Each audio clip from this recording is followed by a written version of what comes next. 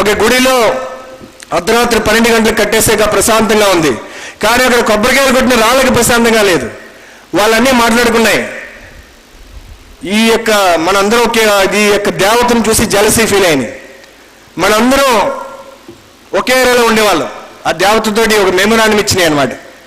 ఏదో ఒక రోజు ఓ శిల్పి వచ్చాడు, నువ్వు దేవత అయ్యావు, మాకేం జలసీ లేదు, కానీ మమ్మల్ని ఎందుకు ఇక్కడ తీసుకొచ్చి మీ భక్తులు రోజు కొబ్బరికాయలు కొట్టిస్తున్నావు, 100, 200, 300 కాయలు నెత్తి మీద తగిలితే ఎలా ఉంటుందండి? ఈ నొప్పి భరించలేకపోతున్నాం. సో రాయడానికి ఎవరు నవరత్నం తండా రాయడానికి కూడా ఎవరు లేరు. సో ఎందుకు మమ్మల్ని ఇలా హరాస్ చేస్తే, ఇది అన్యాయం కదా అని అడిగితే ఆవిడ ఏం చెప్పిందంటే, చూడండి మనందరూ ఒక ఏరియాలో ఉండేవాళ్ళం. ఒకరోజు శిల్పి వచ్చాడు ఒక మంచి విగ్రహం చెక్కాలని. అతను ఏది ఊరికనే చెక్కడు, ప్రార్థిస్తాడు నేను చెక్కనా అని. అతను లోపల పర్మిషన్ వచ్చిందనిపిస్తేనే చెప్తాడు. మీ అందరినీ అడిగాడు, మీరు ఏమన్నారు? శిల్పం చెక్కడం అంటే కొట్టిన చోట కొట్టకుండా నెలల తరబడి అలా కొడుతూనే ఉంటావు కదా, మాకు వద్దు ఈ పెయిన్, మాకు లైఫ్ కంఫర్ట్, ముందుకెళ్ళి అందరూ రిజెక్ట్ చేశారు. నా దగ్గరికి వచ్చేటప్పటికి విగ్రహమా, ఏ విగ్రహం అన్నా, ఒక అందమైన స్త్రీమూర్తి విగ్రహం, ఇలా రాయిలా పడి ఉండి కంటే ఒక అందమైన స్త్రీమూర్తి విగ్రహం అయితే 10 మంది కనుగొంది చేయించు, చెక్కుకో అన్నా. మీరు కొట్టినప్పుడల్లా నొప్పి వస్తుంది, నొప్పి ఎక్కడ వస్తుంది, నేను ఏదో అవ్వబోతున్నానో అది అవ్వడానికి ఒక మెట్టు ముందుకెళ్తున్నానని ఆనందం వస్తుంది అన్నాను. సో చెక్కుకున్నారు. ఎంత అందంగా వచ్చానంటే ఒక రోజుని గ్రామస్తులు చూసి దేవత తెలిసింది అడవిలో అనుకున్నారు. వాళ్ళు వచ్చి పూజలు మొదలుపెట్టారు. భక్తులు పెరిగిపోయారు, వాళ్ళ విశ్వాసం వల్ల వాళ్ళ కోరికలు తీరుతున్నాయి. చందాలు వేసుకుని పెద్ద గుడి కట్టించారు. ఇప్పుడు అన్నీ ఉన్నాయి కానీ కొబ్బరికాయలు కొట్టడానికి రాళ్ళు లేవు. చుట్టుపక్కల ఉన్న రాళ్ళని తీసుకొచ్చి వరుసగా పెట్టారు. స్వయంగా పెయిన్ తీసుకుంటే కొంతకాలమే పెయిన్, జీవితాంతం ఆరాధించబడతావు. వద్దు అనుకుంటే కొంతకాలం ఎంజాయ్మెంట్, జీవితాంతం సఫర్ అవుతావు. రెండో పెయిన్స్ జీవితంలో, pain of discipline are pain of regret. Pain of discipline వాలంటరీగా నీకు నువ్వు తీసుకోవాలి. From today you can declare what kind of person you want to be. So compromise అయిన వాడు జీవితంలో బతుకుతాడు, సాక్రిఫైస్ చేసిన వాడు జీవితంలో ఎదుగుతాడు. నా టీవీ సీరియల్ చూడాలి, నేను ఆ ప్రోగ్రామ్ చూడాలి, నా పార్టీకి వెళ్ళాలి, నేను యొక్క బైక్ కొనుక్కోవాలి, పలానా వాచ్ కొనుక్కోవాలి, నేను పార్టీ సినిమాలు చూసి ఎంజాయ్ చేయాలి, ఇలా రకరకాల ఎంజాయ్ చేద్దాం అనుకున్నవాడు కాంప్రమైజ్ అయినట్టు. కాంప్రమైజ్ అయిన వాడు బతుకుతాడు. ఇలాంటివి ఒక గొప్ప జీవితం కోసం ఇలాంటి చిన్న చిన్న సుఖాలని సాక్రిఫైస్ చేసిన వాడు జీవితంలో ఎదుగుతాడు. So choice is ours, how we want to be in life. ఎందుకంటే మనం ఎంతమంది ఇక్కడ మంచి వాళ్ళు ఉన్నారు ఒకసారి చేతులు ఎత్తండి. మంచి వాళ్ళు ఎంతమంది ఉన్నారు? చాలా మంది ఉన్నారు కరీంనగర్లో. ఎందుకంటే కరీం అంటే ఏంటని మీనింగ్ చూసాను ఈ మధ్యన. రంజాన్ కరీం. కరీం అంటే మీనింగ్ ఏంటంటే జనరస్, చాలా ఉదార స్వభావం ఉంటే కరీం అనమాట దాని మీనింగ్. అల్లాహకు ఉన్నటువంటి 99 పేర్లో ఇది ఒక పేరట. మరి రంజాన్ కరీం అంటారంటే దాని మీనింగ్ ఏంటంటే అల్లాహ్ కరుణ ఉన్నవాడు అని అయిండొచ్చది. సో మీరు కరుణ ఉండడం అంటే వేరు. దేని మీద కరుణ ఉండాలి మీకు? ఎవరి మీద కరుణ ఉండాలి? కంపాషన్ ఎవరి మీద ఉండాలి? మీ టైంని ఎవరు పడితే వాళ్ళకి ఇచ్చేస్తే మీ జీవితం ఎలా ఉంటుంది? ఒక పూర్వం కరెంటు లేని రోజుల్లో ఒక లైట్ హౌస్ కీపర్ ఉండేవాడటండి. ఆయన ఆయిల్ పోసి దీపం వెలిగించాలి ప్రతిరోజు రాత్రి. అదే లైట్ హౌస్ అతనికి కరెంటు లేని రోజుల్లో. అయితే అతని దగ్గర స్టాక్ చాలా ఆయిల్ డబ్బాలుండి. సో ఒక రోజు ఒక ఆవిడ వచ్చింది, నాకు వంటకి ఆయిల్ కావాలని, దగ్గర చాలా ఆయిల్ ఉంది కదా కొంచెం ఇస్తావా అని. మొహాడు పడ్డాడు, ఇది దానికి కాదని చెప్పడానికి. సర్లే అని కొంచెం ఇచ్చాడు. ఇది తెలిసి ఇంకో ఆయన వచ్చాడు, మాకు వంటకి కావాలని. ఒకళ్ళు బోటు మీద దూరం వెళ్తున్నాం, ఆ బోట్లో కావాలని రకరకాలుగా అందరూ అడిగేటప్పుడు కొంచెం కొంచెం ఇచ్చినట్టుగా ఆయిల్ అయిపోయింది. ఇప్పుడు అమావాస్య వచ్చింది, దీపం పెట్టడానికి అక్కడ ఆయిల్ అయిపోయింది. ఆయన పెట్టలేకపోయాడు. స్టాక్ రావడానికి 2-3 నెలలు పడుతుంది. ఈ 2-3 నెలల్లో లైట్ హౌస్ వెలగపోవడం వల్ల అర్ధరాత్రుల్లో చాలా ఓడలు, చాలా పడవలకి ఈ యొక్క ఒడ్డు కలపడం వల్ల రాళ్ళ గుద్దుకుని మునిగిపోయారు, చాలా మంది చనిపోయారు.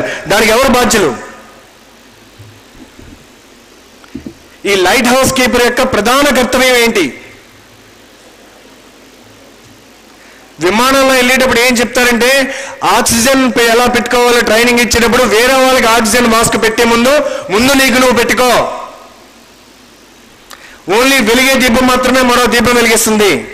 ఇంట గెలిచి రచ్చ గెలువు.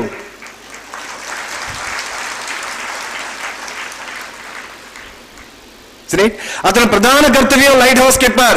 సెకండరీ కర్తవ్యం మరి ఇతరులకు సహాయం చేయడం. ప్రధాన కర్తవ్యాన్ని వదిలేసాడు అతను. సో అలాగే మన జీవితంలో టైం ఉంటుంది. ఈ యొక్క టైం అనే ఎనర్జీ అందరికీ మొహాడుపడి కొంచెం కొంచెం కొంచెం ఇచ్చుకుంటూ పోయేవాడు. అసలు పనికి టైం ఏది? అసలు నీకున్న టైం అంతా జీవితంలో మీరు 20 ఏళ్ళు ఉంటాయి యావరేజ్ని. నెక్స్ట్ 30 ఏళ్ళు మీ ప్రొడక్టివ్ టైము. 30 ఏళ్ళు 3 అంతలు నిద్రపోతారు. రోజు 24 గంటలు లేవండి, మనకి 3 అంతలు నిద్రపోతాం.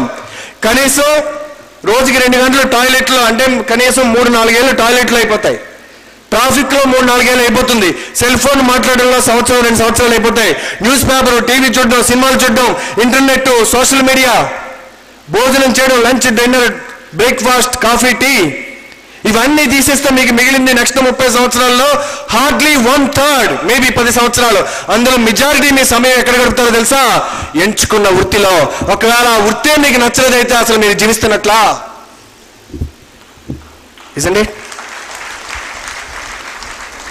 మీరు ఎలాంటి వృత్తి ఎంచుకోవాలంటే జీవితంలో మీరు ఎంచుకోకముందే ఆ వృత్తి మిమ్మల్ని ఎంచుకుని ఉండాలి. అంటే మిమ్మల్ని పిలవాలి, ఇది నా అసలు పని అని. ఒకేషనల్ పదం ఎక్కడి నుంచి వచ్చింది? ఓక్రే అనే యొక్క లాటిన్ పదం నుంచి వచ్చింది. ఓక్రే అంటే టు కాల్, ఏది నిన్ను పిలుస్తుంది అని. ఏది నిన్ను పిలుస్తుందో అది కనుక నువ్వు వృత్తి, అది నీ ప్రవృత్తి, అది వృత్తిగా చేసుకుంటే నీవు జీవితంలో పని చేయక్కర్లేదు. Life will become vacation because you will enjoy your work and you will be paid for your enjoyment. నువ్వు చేసే పని నువ్వు ఇష్టపడతావు, నువ్వు ఇష్టపడే కొద్దీ నువ్వు దాంట్లో ఎదుగుతావు. ఎందుకంటే ఇంగ్లాండ్లో రీసెర్చ్ ఏం చెప్తుందంటే, ఏ వ్యక్తి అయినా కానీ ఒక రంగంలో 10,000 గంటలు కనుక అతను గడిపితే ఆ రంగంలో 100% he will emerge as a genius. Just 10,000 hours in any field. 10,000 గంటలు మాత్రమే. అంటే రోజుకి 10 గంటలు చెప్పిన just 3 years time you can become genius in any field. But do you have that dedication? Albert Einstein అడుగుతారు, మీరు ఎలా జీనియస్ అయ్యారని. ఆయన అంటాడు, I'm not genius, I'm passionately curious. నేను కుతూహలం అనేటటువంటి టాలెంట్ కలిగి ఉన్న, అలా జీనియస్ అయ్యాను అంటాడు. తెలుసుకోవాలనే తప్పన వల్ల. యావరేజ్లో మన ఇండియన్స్ ఎన్ని పుస్తకాలు చదువుతారు తెలుసా అండి? ఒకసారి స్కూల్, కాలేజ్ ఎడ్యుకేషన్ అయిపోయిన తర్వాత సంవత్సరానికి ఒక పుస్తకం కూడా చదవరు Indians. Whereas Americans will read about 50 books, audio books కానీ, వీడియో బుక్స్ కానీ, ఈ బుక్స్ కానీ, ఆర్టికల్స్ కానీ. Continuous education, they will never stop. మనకి క్వాలిఫికేషన్ వస్తే ఎడ్యుకేషన్ అనుకుంటాం. క్వాలిఫికేషన్ వేరు, ఎడ్యుకేషన్ వేరు. క్వాలిఫికేషన్ ఇంటికి పునాదికి ఎవడు రెంట్ ఇవ్వడు. దానిపైన ఏది కడతావో దానికి వేస్తారు నీకు. Today many people are qualified but very few people are educated.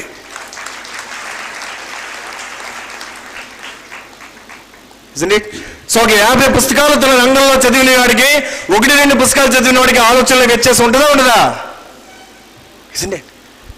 కానీ స్వామి వివేకానంద మాట చెప్తాడు, no book is useful unless your own book opens అని.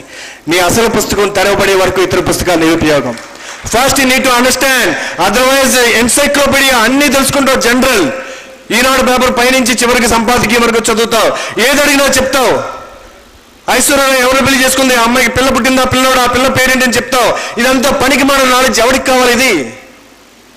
Mind is not a vessel to be filled, it is a fire to be ignited. Mind అనేది ఒక చెత్త పుట్ట కాదండి నింపేయడానికి. It is a fire to be ignited. ప్రపంచంలోకెల్లా మేధావులు ఎవరంటే ఒకప్పుడు భారతీయులు. తర్వాత కాలం మారిపోయింది. కానీ బిల్ గేట్స్ గారు ఒక 5-6 ఏళ్ల క్రితం వచ్చినప్పుడు ప్రపంచంలోకెల్లా మేధావులు ఎవరంటే భారతీయులే కాదు, దక్షిణ భారతీయులు అన్నాడు ఆయన. South Indians. ఎందుకంటే సాఫ్ట్వేర్ అంతా ఇక్కడే బుర్ర ఉంది. ఈ స్టేట్స్ నుంచి వెళ్ళింది. కర్ణాటక, కేరళ, ఆంధ్రప్రదేశ్, తెలంగాణ, ఇటువైపు నుంచి వెళ్ళారు సాఫ్ట్వేర్ అంతా. ఆర్మీ అంతా అటువైపు నుంచి వెళ్ళారు. అందుకే భారతదేశం ఒక పక్కన బ్రాడ్గా ఉంటుంది, కిందకు వచ్చేటికి షార్ప్గా ఉంటుంది. తెలివితేటలు ఎక్కువ ఇక్కడ. బాసర లాంటి గ్రామానికి దగ్గరగా ఉన్నాం మనం. మరి ఇంత తెలివి ఉండి మనం ఎంతమంది మనలో గొప్ప వాళ్ళు ఉద్భవించారు. ఎక్కడో ఒకరిద్దరని చెప్పుకుని ఆనందపడుతున్నాం మనం.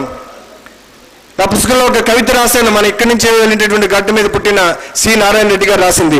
ఎవరికి కావాలో ఈ ఓడిన వాడే సంజాయిషి, వాడుకు కొట్టుకుపోయిన వాడికి లోకం జలసమాధి కడుతుంది, ఒడ్డుకు చేరిన వాడికి లోకం వంగి సలాం కొడుతుంది అన్నారు ఆయన. మన స్టోరీస్ ఎవరికి అక్కర్లేదు, మన ఎక్స్క్యూజెస్ ఎవరికి అక్కర్లేదు.